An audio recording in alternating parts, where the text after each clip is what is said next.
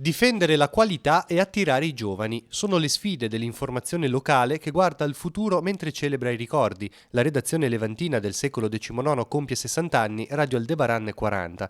Nonostante il calo di vendite, ascolti e pubblicità, oggi più che mai notizie di qualità sono necessarie e possono fare la differenza rispetto a quanto si trova sui social. L'approfondimento deve poter contrastare l'informazione di superficie. Chi fa giornalista comunque non può prendere un'informazione e buttarla sui social così per vedere che effetto che fa. Dobbiamo sempre controllarla, accertare, fare una verifica, fare una seconda, e questo è però quello che fa la differenza con l'informazione vera. I giovani purtroppo leggono poco, smanettano sui cellulari, si fermano ai titoli, sanno tanto di ciò che succede nel mondo, ma non di quello che avviene nel loro comune, magari fatti decisivi per il proprio futuro. Il nodo centrale è come fare a raggiungere il pubblico giovanile. Questa è la sfida vera dell'informazione, perché come dicevo prima, i ragazzi leggono pochissimo sul cartaceo e poco in generale per quello che riguarda l'informazione. Però io credo che la domanda di informazione non potrà calare in futuro, perché noi abbiamo comunque bisogno di essere informati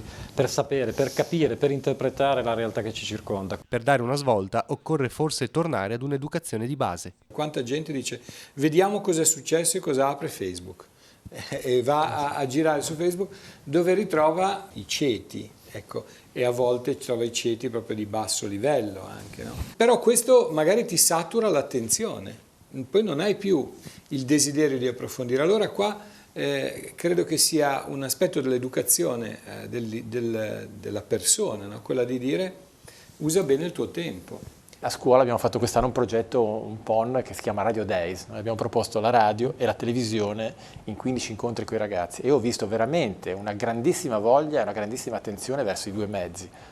Quindi questo mi ha fatto riflettere sul fatto che se noi passiamo attraverso questo potremmo iniziare una fase di rieducazione alla lettura, alla fruizione del mezzo radiofonico, alla fruizione del mezzo televisivo, perché abbiamo dei ragazzi bravissimi